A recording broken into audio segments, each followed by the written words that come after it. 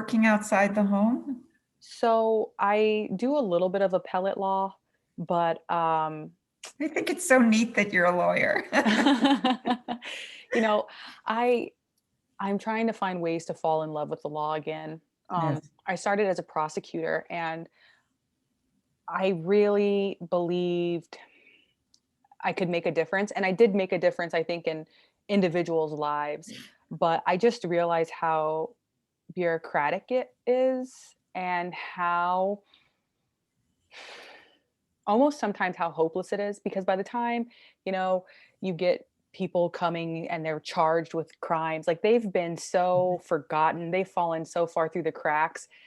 Any type of, program that I have for them or that I can offer them may or may not help. So it really kind of got to the point where I was just depressed. I was depressed seeing black and brown people in chains and orange jumpsuits day in Yes. and day out and Right. it was too much for my soul to bear. And then I started doing criminal defense work, and that was almost, I did criminal and civil, but that was almost just as bad because then you get to hear the stories of your Hmm. clients and you're just Hmm. like, Right. how do we let people fall through the cracks like this, just well, you were a pediatrician, correct? Yes. Are you still practicing at all, seeing patients? So I don't see patients. I work in the medical school, but I Okay. did do some child abuse. So I had some experience with dealing with prosecutors and yeah.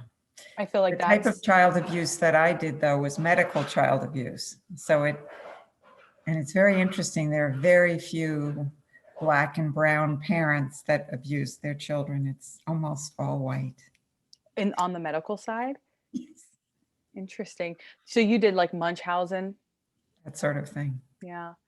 Well, I think that until we can figure out the plague that is child abuse, we can't move forward as a society, as I just like a agree. civilization, because it's like my husband is a psychiatrist and he's a psychiatrist at Marymount, and he doesn't work with kids, but kids grow up and kids have trauma, and Right. he basically calls his unit a trauma unit because everyone that comes in just had such a traumatic childhood. And Right.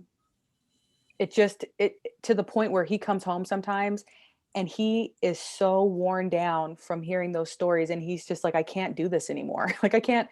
Yeah. I, it's whew, it's Bad heavy. for the spirit. Well, and you have little ones too, which Makes also sense. has an impact on this. And you have to remember that as a woman, you have a long time in your career and it can have various phases. So, And Johanna, it took me, so when I had Maddox, I was really struggling with what am I going to do? Like, who am I if I'm not a lawyer? And who am I if I don't go back to work?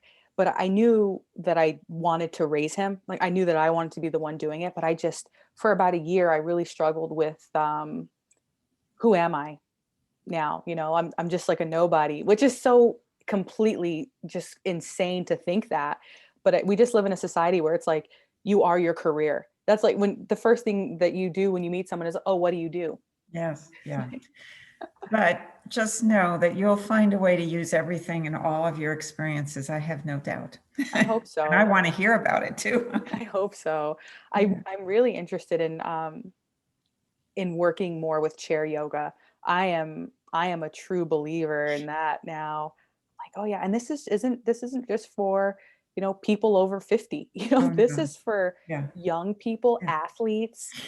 I was a collegiate athlete. I ran track at UNM, and my first track meet of my freshman year, I injured my back to the point where I couldn't bend over. And yoga, it wasn't the physical therapy, it was yoga that got me touching my toes. And I was just like, what?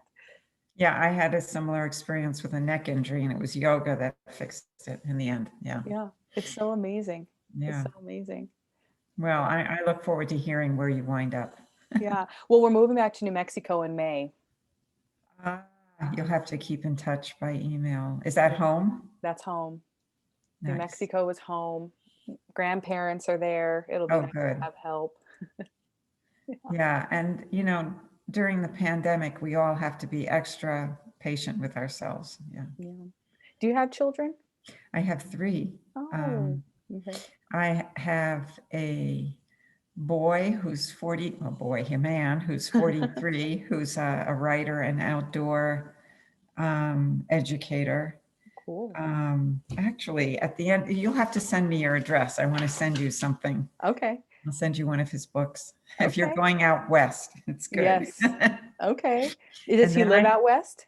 he lives outside of Seattle, but he's hardly in his house. He's a real outdoors person. Yeah. And then my second child, his sister, is an art therapist in Boston. Okay.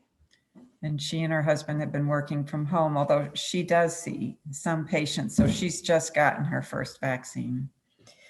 And then my youngest is 30, and she's in town, but doesn't like to see her parents too much. So she works in a used bookstore. Do you know Little Italy and that, and not Little Italy, Coventry area? She works there. Yeah, I used to live in that area. Oh, so she works at Max. Okay, cool. Yeah. Oh, man. Well, maybe soon she'll realize my parents actually are cool and I want to hang out I'm with them. hoping. Yeah. We're not there yet. Yeah. It took me a long time to realize, oh, they did know what they were talking about. Yes. Yeah. Yeah. Okay. So there's hope. There's hope. Yeah, there's hope. That's good. Yeah. That's good. Yeah. Well, Johanna, I wanted to talk to you about your journey with yoga and medicine, and because I know you're a physician first, Right. but And I'm going to move into a quieter room. My husband is working at home okay. today, and I don't want to disturb him. Usually he's at work. I was in a rush when I was young, and I became a doctor very young. Mhm. I was actually 23. I don't know. Anyway, Wow. so, I lost your sound. Let's see. And Johanna, the light there, it kind of is blacking out your face. Yeah, let me turn around. How's that? Yeah, that's better. Okay. So, I married at 19, and I think I married because I wanted to be a doctor, and my mother thought that I would never marry. And so I had to marry, and then I could go to medical school, sort of thing, Oh, to wow. please my mother. Okay. So that was not such a good marriage. You shouldn't marry at 19. No. No. And, but we had two children, and I was in training when we had those two kids. And then 3 Mile Island happened, and we were living nearby. What's 3 Mile Island? You're so young, you don't remember because you weren't born. It was a power plant, a nuclear power plant that melted down. And I was pregnant with my second child and living very close to the plant. Oh. So I wanted to leave, and my then husband really didn't understand. It was quite a strain on marriage, and it wasn't a good marriage, and I think that was the end of it. So I was suddenly a single woman, and training. I'd always wanted to be an infectious disease doctor, and I did. Oh, I'm going to move back. Okay. So I went back and trained as an infectious disease doctor with these two little kids. My parents helped with babysitting. I spent all of my money on babysitting. I had no money at all. And then I worked for a few years, got into trouble politically with people. I have this habit of speaking up, and when you're a woman, sometimes men don't like that very well. So yeah. I had to leave that job. Was this all in Cleveland? No, I had never been to Cleveland before. Okay. So I grew up in New York City. Okay. And I went to school at Hopkins in Baltimore, where I met my first husband. And then we moved all over. I think we kept thinking it was the place, but it was really our relationship that wasn't so good. Mhm. So first we lived in New York City for a couple of years where he did training and I did some training. I took a year off to have my first kid when we were in Minnesota. Then we moved to Pennsylvania, which is where 3 Mile Island happened. That Okay. was that nuclear power plant was outside of Harrisburg, Pennsylvania, and we were living in Hershey. So we moved to Connecticut, and I realized I had 2 children. I wasn't working, and I didn't have the support of a real husband. And I left the marriage. Good for you. Yeah. I arrived on my parents' doorstep with 2 children saying, "Hi, I'm sick." Sorry, I was really in a bad way, but they helped. And I worked in the New York City area for a while. And then I moved to Cleveland to take a job at Rainbow, actually. Okay. And I think I needed to get away from my parents Mhm. Yeah. and to have those 2 kids to my own. But that was hard. That was a husband. And remarried 30 years ago in Cleveland. So I guess I've become a Clevelander. I've lived here 35 years. I think you're officially a Clevelander by those Yeah. standards. Yes. And my third child, who's 10 years younger than the middle one and 13 years younger than my first, is our child. And it was so different having a baby in a loving marriage. Yeah. It makes it a I lot can tell you. easier. Oh, it was so different. Yeah. The Yeah. stresses, I imagine the types of stresses you were under with your first two, they just weren't there. They weren't a thing. Oh, exactly. Yeah. It was Well, we shared responsibility. But it makes you wiser. And it certainly, as a pediatrician, I really understood what it meant to be a single mother. yeah. Why did you want to For do 10 years. pediatrics? I think I always loved kids. Um, I also think that as a woman in medicine in the 70s in medical school, there weren't many of us. There were 10 in my class. Wow. And it seemed easier to me, and I was very young, dealing with children than dealing with adults. Yeah. But I just loved dealing with kids. And also, in those days, people weren't very nice to their adult patients. Whereas with children, you always had to be kind. It was a better fit for me. Mm-hmm. Um, there was never any doubt in pediatrics that you had to be kind to your patients and care about mental well-being. Whereas in those days, adults, I just couldn't be an internist. Yeah. And a surgeon was out. My first day of surgery, the surgeon said, "If you want to be a surgeon, I'm going to make your life miserable because women don't belong in surgery." Wow. Yeah. So it's, You experienced quite a bit of sexism coming up and I in the didn't medical. realize actually, but in retrospect, I can think of so many episodes. And, leaving that job was clearly because I threatened a man. A strong, independent woman is a threat to men that are insecure. Mm-hmm. Well, And and it happened again to me at the clinic, actually. So, oh, really? yeah, But I, not recently, though, I'd imagine. well, so I was pretty happy at Rainbow, but I wound up moving to the clinic because I liked the job there better. And I Mm-hmm. stayed there for more than almost 25 years. But at the end, and I was a pretty senior pediatrician, very, very well respected. And I loved pediatric infectious disease. I was actually the head of the section, but there was a new chair in pediatrics and he really did not like me. I think, again, I threatened a white middle-aged man. And so I retired probably a few years sooner than I would have. I just couldn't take the stress of That's coming to work. And insane that a yeah, it man is. that a man can be so and get away with that to the point where you're like, I'm just going to retire sooner Yes. I turned 65 and I retired. And so 2 years after I retired, he was fired, because but of the it way he didn't help treated me. people. Yeah. But it didn't help me. And, it's like I went through exactly what you're discussing, trying to figure out who am I if I'm not seeing patients. I was still teaching at the medical school, but it was really, it was like, in retrospect, I was mourning for the loss of somebody who I had been for 42 years that I had loved. I loved practicing medicine.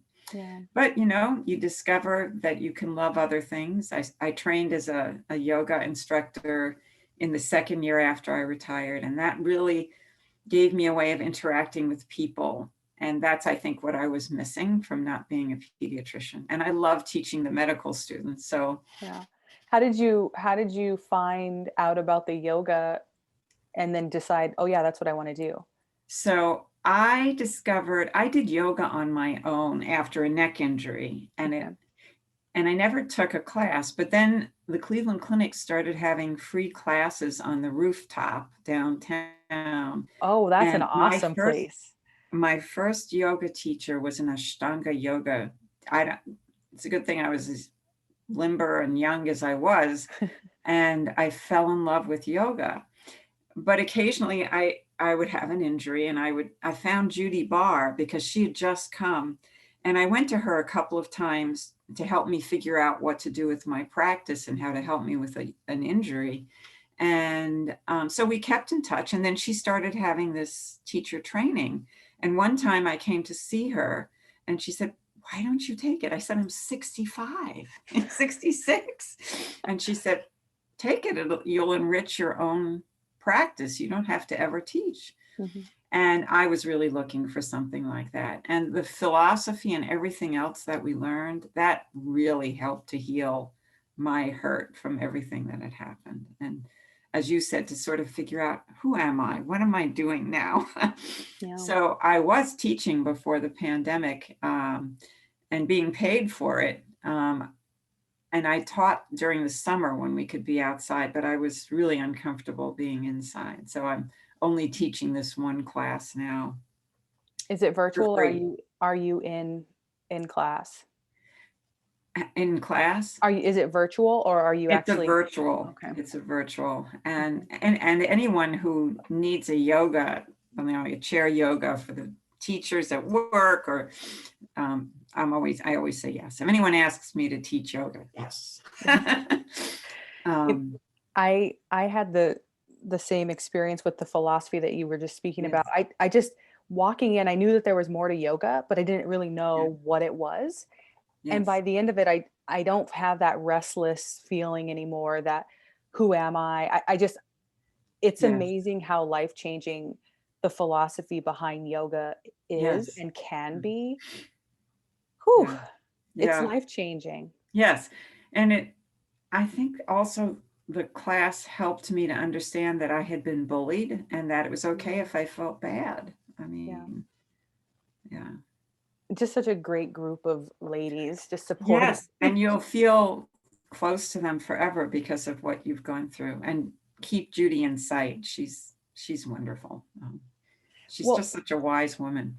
she is. And how has that becoming a yoga teacher now influenced, like when you look back on medicine, does it make you realize things that, Oh, and this year, um, I see yoga as so important off the mat. I wish Judy stressed that a little bit more. Mhm. And I don't, I'm going to try to influence her in that way. But this year, I guess for the past 4 or 5 years, I've become very concerned about racism in medicine. And as I look back now, there are episodes that I still carry with me that upset me. And I didn't know the word systemic racism, Mhm. but I can tell you from the time I first started seeing patients,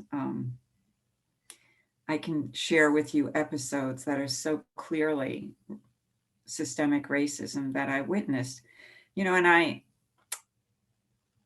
I know that my practice, so I became so aware of how important it was to teach the medical students and the residents about this. And I this year with what happened with Floyd and Trump the last 4 years, I've gotten very involved at the medical school in the committees that are trying to look at racism and the culture in the medical school. And that is related to yoga, to figuring out what's most important, and to meditation. I've done some meditation retreats, and it's strengthened me because I feel better I understand when I feel bad. Mm-hmm. When that chair of pediatrics came and he bullied me, and I didn't understand it at the time, I felt so bad about myself. Mm-hmm. And it was like yoga helped me to see, this is not your problem. This is his problem. Mm-hmm. But women just always turn it in on themselves. When I left that first marriage, I thought it was my fault. It was, no. So it's all tied together, but yoga has given me an outlet. When I try to do yoga every morning, and it centers me. It's like a meditation. And it's my way of interacting in the same way I did in medicine with people. So I treasure it. Well, and how are you teaching these young medical minds to be aware of racial bias in medicine? And I mean, because that is life or death for some people. And yes. I mean, my husband comes home with stories and he's like, man, I just really don't think that this patient was treated this way because they were Black, or this patient was treated this way. Like sometimes people won't even run a basic panel on them, and it's just like, So I'm really pleased to tell you that I'm heading a committee at the medical school. I can't remember our official name, but our job is to look at the culture of the medical school and to make sure it's anti-racist. That's the name of how to create an anti-racist culture at the medical school. And the medical students, those that are working with me, they are leading this effort. That's fantastic. These young people are not like, even probably when you were growing up, they're certainly different than when I was growing up.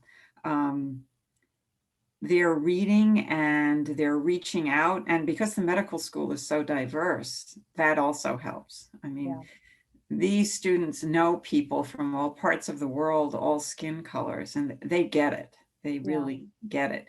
It's the older people that have to figure it out. So we're working on it. I think we're going to start by one small thing my little committee has decided, and they're a big, the medical school is really invested in this. We're going to start with the physician advisors to make sure they understand when one of their students comes to them and tells them a story that's really a racist story, or we're going to teach them how to be allies to the student and teach the students how to reach out for that. So it's going to take time. I was really moved by Kendi's book, How to Be an Anti-Racist. I think that book, more than anything, gave me the words and the perspective about what needs to happen. I'm exchanging with my husband now. Okay. Do you think that your practice in yoga has also made you more compassionate and just aware of racism? So, at the end of my teaching period, I became aware of cultural appropriation. I had never heard that term before. Okay. And it happened because somebody that I teach with at the medical school, who is a Trumper, which I don't understand, came to me and said, so I hear yoga is a white supremacist practice.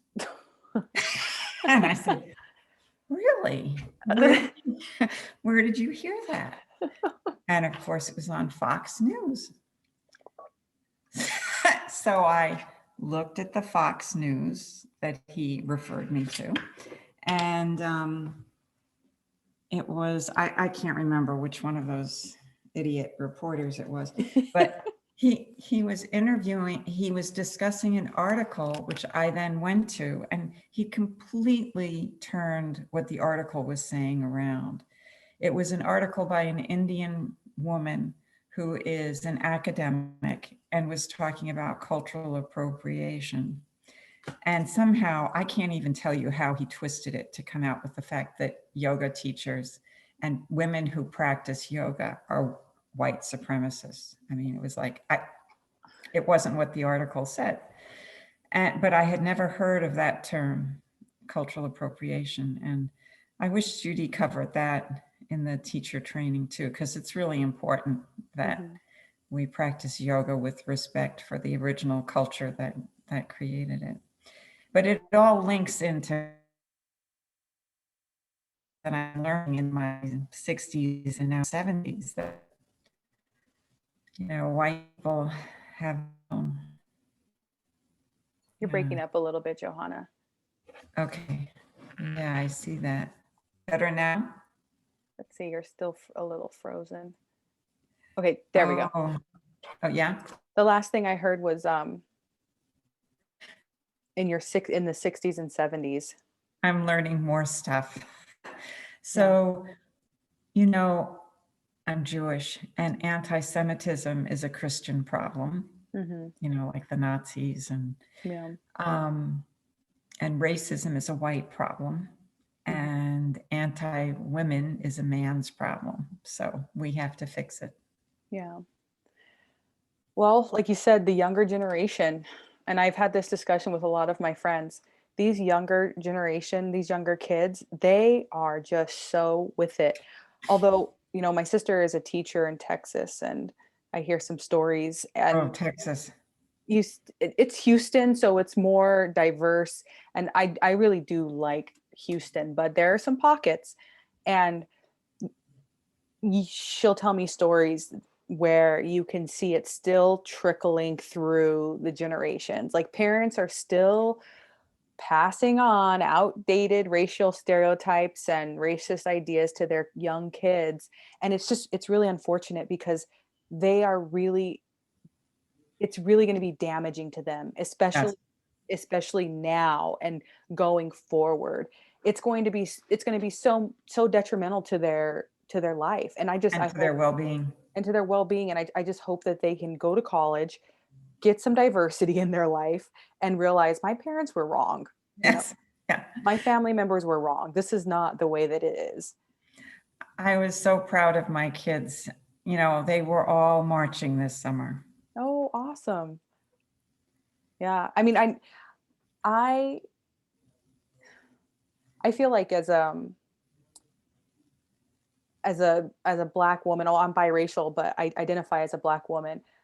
When George Floyd happened, I didn't think that it was going to spur the outrage that it did, because this happens all the time. And usually when it happens, Black people are just like, well, another Black person was killed. Like, this happens, and people will march a little bit, but something about that.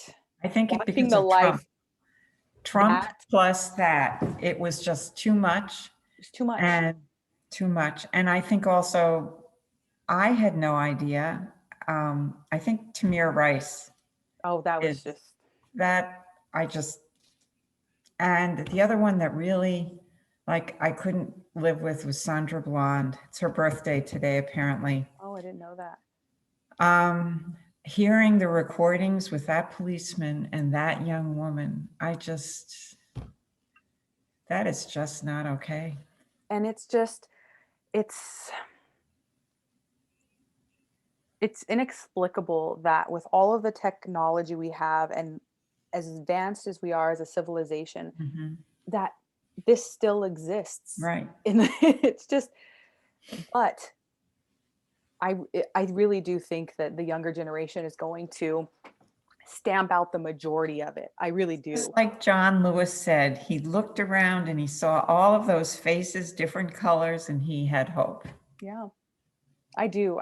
I do too. And I think you're right. The culmination of having Trump in office, because, he didn't offer anything to help the country. Like, when these things happened, there was not even a. It was worse. Response. He was racist. Yeah. I mean, Charlottesville, I think, was a tipping point for a lot of people when he called the people saying Jews, the white supremacists. The white supremacists. He called nice them people. Nice people. And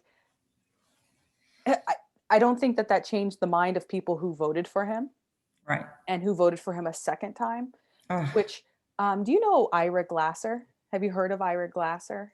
yeah. He was Wait, an ACLU lawyer, and he is a huge advocate for free speech. And the reason his name might sound familiar, he wasn't the most popular person because he also represented people like the KKK's right to right. free speech. Yes. But um, he was, gosh, I'm sorry, I have mom brain. I can't remember where I was going with this. I'll remember it in a second. But I'm anyway, so glad to hear a young person has that problem. yeah, when you have two babies under two, your Yes. thoughts just come in and out of your head. But anyway, with Charlottesville, I think it was, yeah. That's what he was saying. He was saying that, he didn't understand how, after all of the racist things that had happened, how you could still vote for Trump after that, even if it was like, you're like, I'm not a racist, and it's, I'm voting for financial reasons. He was like, but when you did that, you were still upholding what he upholds, which was, the Racism. very good people, those very good people ran over a woman with their car and killed her, Right. like that. And that's what I like about Kendi's book, because a lot of people don't consider themselves racist, but the truth is, in this day and age, if you're not an anti-racist, you're a racist. I mean, Kendi doesn't say that, but it's true. It's true. It's not good enough to think of yourself as not racist. Unless you're working to fix it, there's a problem. Well, and I mean, if you are, if you're voting for that, you're voting for the side of the Yes, oppressor. So that's it's like, right. so you might say, well, I'm not a racist, but you're voting for it. So you're upholding it. You Right. are, so it's, and But this is why we didn't think he could get elected, because decent people couldn't believe that the majority of Americans would vote for such a man. Of course, a majority didn't, but that's another story. well, and I don't want to make any ad hominem attacks, because I have people that I love that I know voted for Trump. And I just think, I don't think that it's and I haven't read Kindy's book, and I don't think that they're racist, but I think that there's a disconnect, or a lack of empathy. They've lived in the clouds. They've lived above You're it. asleep. Yeah, they've never had to, You're privileged. they're privileged. And, and that's, so I don't want to, I don't want to call them racist, but it's, at this point, I think that if you don't educate yourself, you're just being complicit, Right. because you can educate yourself about it and you can make a decision. Mm-hmm. Are these things, do I think that these things that he said and did, and the people that supporting him, are they racist or not? And you make that decision. But like, when David Duke is supporting this person, that should give you some kind of clue that their ideologies are the same. Right. It's like, MLK wouldn't have supported him, and Right. if MLK was on the other side and David Duke was on this side, like, you would be able to make a pretty good comparison to see where they, And this time of day and this era right now, it's not good enough if it's good for your bank account. I mean, the because too ethical many people are center. suffering. Yes. It's too many people are suffering. And what good is all of that money and all of that privilege if people around you are so stinking miserable that, it's like, who wants to live in a society where more than half of the people are struggling and they're unhappy and they're depressed and they're on drugs? And who wants to live in that society? Like, don't we want to Right. live in a society where everyone is uplifted, Yes. where no child is hungry, where Yes. people say hello to each other when they pass and stop when a car is broken down, like, help each other? But you know, people are able to insulate themselves Yes. from the real world. And it's at this point, it became dangerous. It became Yes. dangerous when Trump got elected for a Yeah. lot of people. Got It was much dangerous worse. for a lot of people. Yeah. So let's hope. And Biden is coming in like gangbusters. I just hope he's successful. I love him. I I know. didn't know I was going to love him, but I I do. know. Well, you saw my shirt the other day. I was an absolute Bernie supporter, and I still think that he is just, I hope that we see more politicians like him Yes. My because, kids were Bernie supporters. Yeah. yeah. And I love that people have him on the news. I see him on the news all the time now. I'm like, okay, And like, I love his mittens. yeah, his mittens, and it just like that, he just genuinely cares about people. Yes. And I feel like what I've learned in yoga is the purpose of our existence is to be of service. Yes. That's how I saw medicine, and that's how I see yoga. I agree. It's just to be of service. However you can be of service, be of service. And that's what gives you joy. Yeah. And that's Not what's going Trump. to, yeah. But that's going to help our species evolve to the next level. That's what's going to help people get to a point in 50 years where you don't identify it as black or white or whatever. You just are human. You Right. just are. This business of race is an artificial construct. Yeah. It's used to divide us. It is, and Jews used to be considered a race. You But know, I've heard that. and as we acculturated, we could hide and somehow lost that designation as a race. It's just as artificial as white and black. But Mhm. because Jews can pretend they're not Jews, they sort of somehow became white. Mm, But when I was growing up, we were considered a race. yeah. Well, It's ridiculous. when you were growing up in New York, did you live in a predominantly Jewish neighborhood? Okay. I had no idea that everyone in my apartment building was Jewish, everyone. And when I went to medical school, I was pretty young, but I moved to Baltimore, and the medical school was so Christian. I mean, there was a big statue of Jesus when you entered the hospital. I was scared.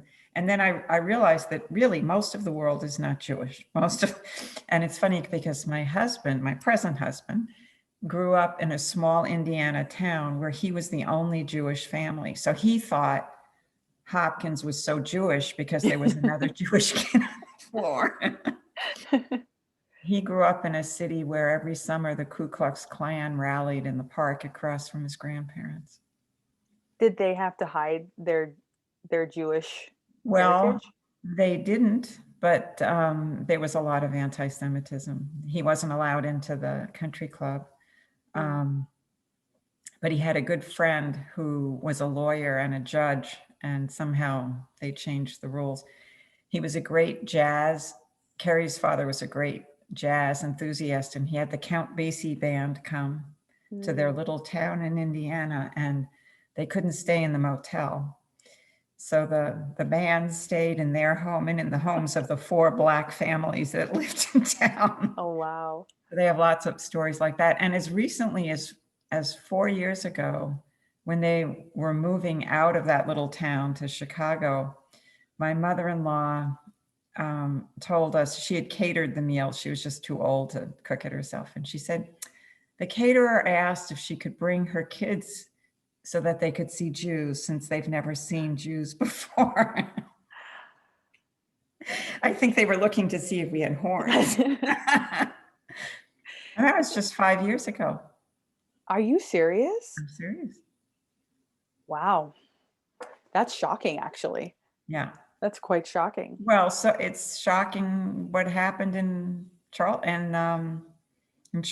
I mean, it's just shocking. And Trump has made all of this anger and white supremacy. It's always been there, but now we see it.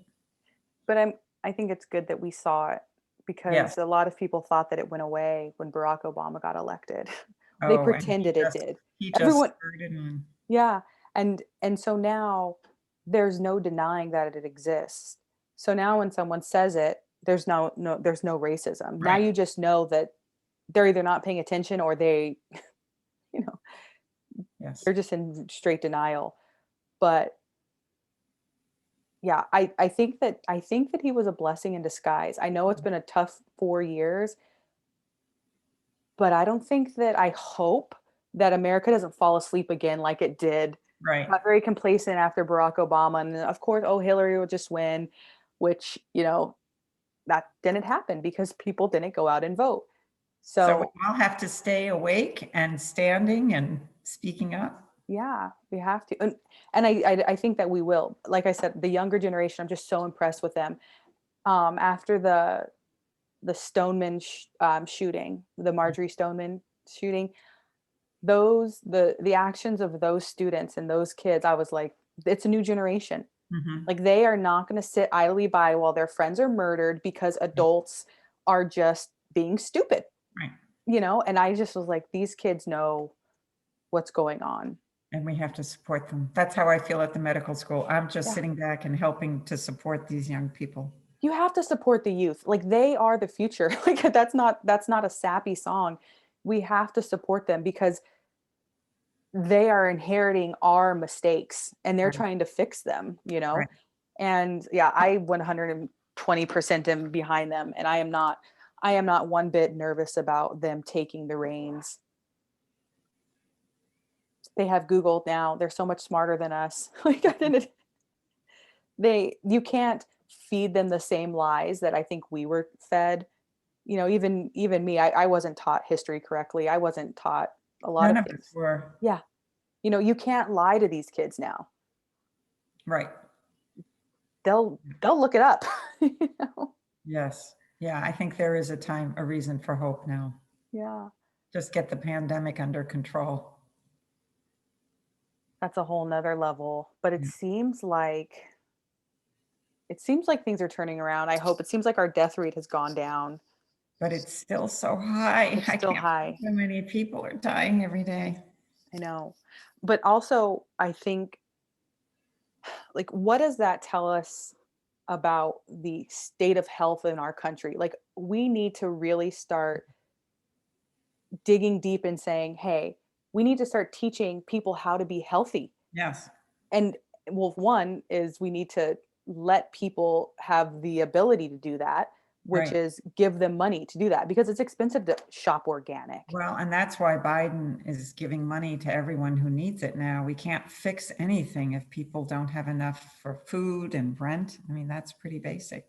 It's pretty basic, and it's absolutely not like, if people are unhealthy, because I think what I was reading was, it was saying these are just going to keep happening. These episodes of new viruses, and it's just going to keep happening because we're basically overrunning the planet.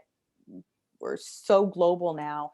And if our people aren't healthy and we can't fight these off, it's going to be devastating. It's going to be more and more and more devastating. The other thing the pandemic has taught some white people also is what it means to live with chronic stress, Oh, which is, yeah. the data about Black babies and mothers, how much stress they live with, and that may be why babies are smaller. That's chronic stress in the mom. Yeah. And apparently, if you look at the rate of birth weight in Africa, even in parts of Africa that are not, terribly wealthy, those mothers do better there than here because of the stress of systemic racism here. Did you see that in your practice with young Black babies and Black mothers? I think in retrospect, I did. And also just what I remember, especially in the 70s when I first started, was that it was just a different standard if you were Black or white. I mean, even as a medical student, the first time I saw a patient with a private doctor, it was just a taste. There's a white man, and he took us to his private practice where all of his patients were white, and he was very sweet to them. And then the next week, he took us to his free clinic, or the clinic at the medical school where he cared for people, and he was so mean to everyone. I remember saying to him, "Why are you so different here than you are in your practice?" What did he say? He was flustered, and he didn't have a good answer. But in retrospect, it was implicit bias. I mean, I know the words now. I didn't know the words then. Mm. Um, And again, living it backwards, I can give you so many examples of where people were treated not right. And there's no other excuse. One of the most moving ones, when I was an intern, I was in the nursery, and we were transferred this beautiful Black little girl, newborn. And the story was she was essentially brain dead when she came to us. So she had been born after a normal pregnancy to Black parents. And in labor, the mother was carrying the baby something called a single footling breech. That is an absolute indication for C-section. Mhm. And whoever was caring for this woman didn't pick it up or didn't care. And the baby died. And then they delivered the baby by C-section. So this couple had essentially been given a dead baby and the mother had a C-section. And they transferred the baby because the little hospital couldn't handle it. And I cared for this baby. And on the outside, she looked so gorgeous. But I knew that if she survived, which fortunately she didn't, but the parents couldn't see it. They saw a beautiful baby. Yeah. I will never forget that couple as long as I live.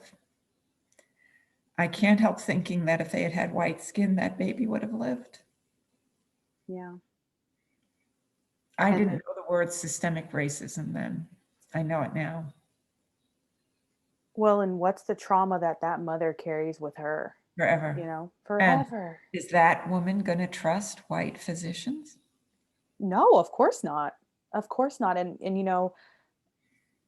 as a Black woman, when I was looking for doctors because when I was pregnant, all of those statistics about Black women dying at like rates of 4 times, they were all coming out.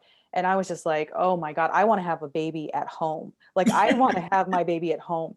Thank God I didn't, because my first son was 11 pounds, Johanna. Oh my. So, so I actually needed medical intervention, and I had a phenomenal doctor, Dr. Eaton. She was phenomenal, because I was terrified, and I literally was crying, and I was crying, and the anesthesiologist was there, and what's wrong? I was like, I don't want to die. And they were just like, you're not going to die. And I was like, I don't want to die. And I just like kept saying that. And they were fantastic at the clinic. But after my second one, I had like pain, because I had to get another C-section, and I had pain that I didn't have with Maddox. And I was like, this is not normal. And I didn't take any meds after. I took Tylenol, and I was like, this is not normal. I was walking, and it was just kind of like the nurse practitioners there, they were just like, it's normal. You had a big baby. And Lennox wasn't even as big as Maddox. He was 9 pounds. You had a big baby, da, da, da, da, da. Like, you're fine. It's just normal. And then a few days later, I just kept swelling and swelling. And I finally was able to get in, and I happened to find a Black doctor I got into, because I sent a message to my doctor saying, I think something's wrong. And they're like, oh, it sounds normal. But if you think, come in. And I was like, I tried, but I couldn't get in. So I found another doctor, and he's like, oh, you have a hematoma. And it took him over 25 minutes to drain all of the blood that had been accumulating under my scar. And I just was thinking, here I am, I'm a lawyer, my husband's a doctor, Yeah. and no one's listening to me. Right. And I'm saying, this is not normal. And you only did well because you persisted. Imagine, people that are not sophisticated, what would have happened? And that's exactly what I was telling my friends. I was like, had I not said, I trust my gut, this is not right, I'm going to get in to see a doctor. Right. And then I got to see, a fantastic physician. Thank goodness for that. But so many people don't know how to advocate for themselves. Right. And, it is, people don't understand that if it doesn't happen to them. And I think that's what, women of color we're trying to scream through the rooftops, especially when those New York Times articles came out, is no one's listening. Please, I promise I'm not drug seeking. I just need help. Help me. don't look, pretend that I'm white. Okay. Yes. Whatever you have to do to believe me, you know, Yes. and it just, it's just scary. Yeah. And I, I'm glad that people like you are working with medical students, because that's where it starts. one of the things the medical students decided to do even before I started working with them is they have a book club for the first year medical students. And the first book they read, I just read because they told me to read it. And it's all about the history of the abuse of the Black body at the hands of medicine. That's important for those students to understand. Oh yeah. I just recently learned about the doctor in New York who had a statue, who was um, learning how to fix fistulas on Black women. Yes, Was that's not one of the stories in this book. not giving them any Yeah. anesthetics. Oh Oh, my gosh. it was like reading about the Holocaust for me. Oh, Yeah, this book is called Medical Apartheid. Oh, well, Johanna, I was learning more about the Holocaust this year. I started watching this show, and I don't think it was very popular. I think like one of the Jewish associations came out and said they didn't really approve of it. hmm. It was called Hunters, and it was on Amazon, and it was basically about a group of people who go out and hunt Nazis that Oh, had come to the US and then yeah, assimilated. But it just got me curious about it, about the Holocaust, because I was like, what? There was more to this. How did it go on for so many years? right. And how did people let it? And how did people let it? And when I started reading about the babies and the toddlers who would just immediately go to the gas chambers, and I thought, how do these people just Do look that. at these Yeah. babies and these toddlers and just say they're nothing, they're Yes. nothing? It's insane to me. My grandmother came to this country in 1900 with her husband, and she left her entire family in Europe.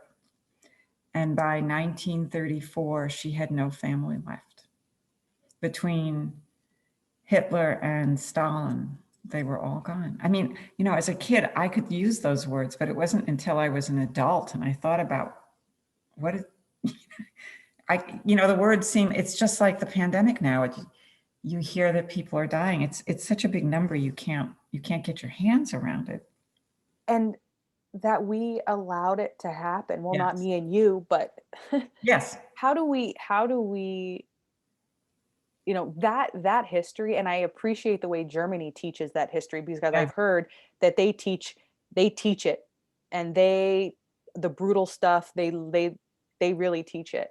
And I they don't. talk about how it happened. I mean, how do decent people sign on? Yeah, And just like this country needs to teach its racist history and not because just go over it. and not just go over it, because it can happen again. People Yes, don't think that that can happen. It's happening in China right now with the right. Uyghurs. Exactly. It can happen, and we have to stay vigilant, and we have to teach our if kids aren't learning empathy in the home, they have to learn it in the schools. They have to learn it somewhere else. I agree. I agree. Because we can't trust every parent to teach their child empathy, because a lot of adults don't have it. Right, which is why we need a strong public school system. Oh my I know, but hopefully Dr. Jill Biden helps turn that around and God. I appoint hadn't someone even who, thought of that. Yeah, there's hope. yeah, I mean, because Betsy DeVos, I Oh, feel like she was single-handedly trying to destroy public schooling. she was on purpose. And it's just, why, and the hardest thing for me to swallow is these people masquerade as Christians, Yes, and they say, I'm a Christian. And I'm like, what are you talking? And people believe it. right, If you were a Christian, then you would be pouring all of our money into helping poor people. right. That would be the number one focus, is eliminating poverty, period. Have you heard Reverend Barber talk? No, I haven't. Who is this Oh my guy? good. He's a Black minister, and he spoke for Biden the day after he was inaugurated. A friend sent me his sermon. He is saying just what you said, that as Christians, as whatever religion we have to do the decent thing. This is what has to happen. I'll send you a link. He's Okay. very moving. He's saying exactly what you're saying. I mean, it's that simple. It's just take care of the people who can't take care of themselves. That's the rule of all religions. Yeah. And And I'm afraid Israel needs some lessons right now too, with how with they treat Palestine. Palestinians. I'm embarrassed. It's just like you're embarrassed of Christians that are racist, or that I'm embarrassed by Jews that are not. It will destroy Judaism, just like you said, Yeah. if they don't get this right. They have to, because they were murdered, slaughtered, How can genocide they do this happened to to other your people? people. You have to, you cannot become an oppressor, Right, I agree. you know? It'll ruin the religion. Yeah. Everyone needs to come to the Cleveland Clinic yoga program, go through our Cleveland Clinic yoga program. You really have to keep in touch and tell me what you do with your yoga and how moving to New Mexico is. I Oh, want I to hear will. from you. I will, because We should become Facebook friends. I'm not on Facebook. Oh, good for you. I Then you have just to keep in touch with me just by email. Yeah, I will, because I really didn't think I wanted to be a teacher. I just wanted to deepen Yeah, my own understanding. But now I'm like, we need to spread this, not yeah. even just the asanas. We need to spread The this philosophy. good philosophy, you know, because it like Judy says, it won't hurt. It's not going to hurt you. It's not going to hurt you to sip a little bit of it up and just, it's not going to hurt you to meditate a little bit. It's not going to hurt you to just, we did a meta meditation. I love that's my favorite. I've never done a meta meditation before. And it's interesting the people that will pop into your mind when you're doing one, when you're when you're thinking about the people who maybe irk you a little bit, Yes. it's, Yeah, I haven't gotten to where I can put Trump in my meditation.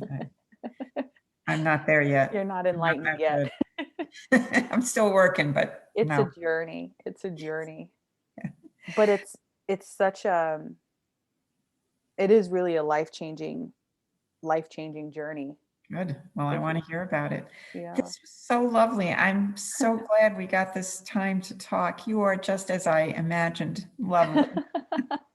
Well, and thank you. And I'm glad I got to talk to you, because, we would have had you in class with us Yes.